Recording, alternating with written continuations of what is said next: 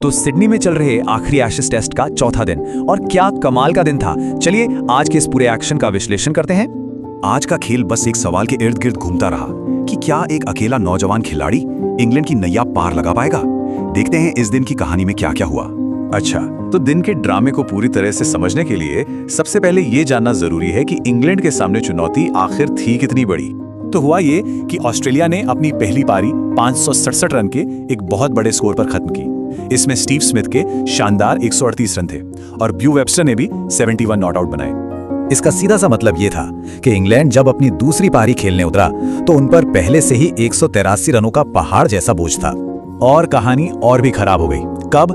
पहले ही ओवर में Mitchell Starc ने आते ही जैक क्रॉली को एलबीडब्ल्यू कर दिया। मतलब शुरुआत में ही एक बड़ा झटका। तो इंग्लैंड अब मुश्किल में था और ऐसे में सारी जिम्मेदारी किसके कंधों पर आई? एक युवा बल्लेबाज जेकब बेथेल के। लेकिन फिर क्रीज पर जेकब बेथेल ने बेन डकेट के साथ मिलकर मोर्चा संभाला। दोनों ने ऑस्ट्रेलिया अटैक का सामना किया और पारी को धीरे धीरे बहुत संभल कर आगे बढ़ाना शुरू किया। और लंच तक इन दोनों ने वो मुश्किल सेशन निकाल लिया।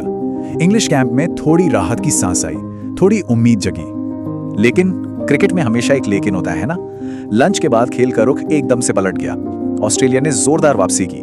पहले सेट बल्लेबाज डकेट को चलता किया और फिर जो रूट, जो दुनिया के बेस्ट बल्लेबाजों में से हैं, वो भी सस्ते में आउट हो गए। इंग्लैंड फिर से मुसीबत में। और यही बात सबसे दिलचस्प है। एक तरफ से इंग्लैंड के बड़े बड़े अनुभवी बल्लेबाज आउट हो रहे थे और दूसरी तरफ ये 22 साल का लड़का एक चट्टान की तरह खड़ा था। कमाल का जज्बा था। विकेट तो गिर रहे थे, लेकिन बेथेल की शानदार बैटिंग की वजह से टी ब्रेक तक इंग्लैंड ने ऑस्ट्रेलिया की बढ़त को लगभग खत्म ही कर दिया था। और फिर आया शाम का सेशन, दिन का वो हिस्सा जिसने इस मैच को पूरी तरह से पलट दिया। इसमें जश्न भी था और बहुत बड़ी मायूसी भी। तो पहले बात करते हैं जश्न की। वो शानदार पल जब सिर्फ 22 साल के जेकब बेथेल ने इतने दबाव में एक कमाल की पारी खेलते हुए अपना पहला टेस्ट शतक पूरा किया। जबरदस्त। और ये कोई ऐसा वैसा शतक नहीं था, ये एक ऐतिहासिक पारी थी। इस शतक के साथ वो ऑस्ट्रेलिया में एशेज सेंचुरी बनाने वाले सबसे युवा इंग्लिश प्लेयर्स में से एक बन गए। बहुत बड़ी बात है ये।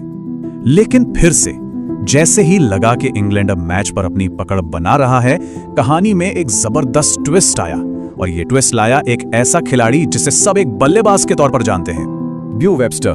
जिन्होंने बल्ले से कमाल किया था, उन्होंने गेंद हाथ में ली और ऐसा जादू चलाया कि सब हैरान रह गए। एक के बाद एक, पहले हैरी ब्रुक, फिर विल जैक्स और उसके बाद तो कप्तान बेन स्टोक्स को भी आउट कर दिया। इंग्लैंड का मिडिल ऑर्डर पूरी तरह से बिखर गया। यही था इस मैच का सबसे बड़ा टर्निंग पॉइंट। ब्यू वेब्स्टर का वो ऑलराउंड खेल जिसने मैच का नक्शा ही बदल दिया। पहले बल्ले से वो अहम 71 रन नॉट आउट और फिर गेंद से ये 3 क्रूशियल विकेट्स। और जब बुरा वक्त आता है तो सब एक साथ आता है। इंग्लैंड की मुसीबतें यहीं खत्म नहीं हुई। एक खराब कॉल और एक रन आउट, ये तो जैसे जले पर नमक छिड़कने जैसा था। तो इस पूरे उतार चढ़ाव वाले दिन के बाद मैच अब एक ऐसे मोड़ पर आ खड़ा हुआ है जहां से नतीजा किसी भी तरफ जा सकता है। बहुत ही रोमांचक। चलिए एक नजर स्कोर कार्ड पर डालते हैं कि दिन खत्म होने पर आखिर हुआ क्या। इंग्लैंड ने बढ़त तो ले ली है, लेकिन इसके लिए उन्हें अपने 8 विकेट गंवाने पड़े। अब सबसे जरूरी बात, इंग्लैंड के पास 119 रन की लीड है। सुनने में ये ठीक ठाक लगती है, लेकिन उनके हाथ में विकेट कितने हैं? सिर्फ 2।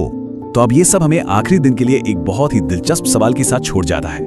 कल का हीरो कौन बनेगा?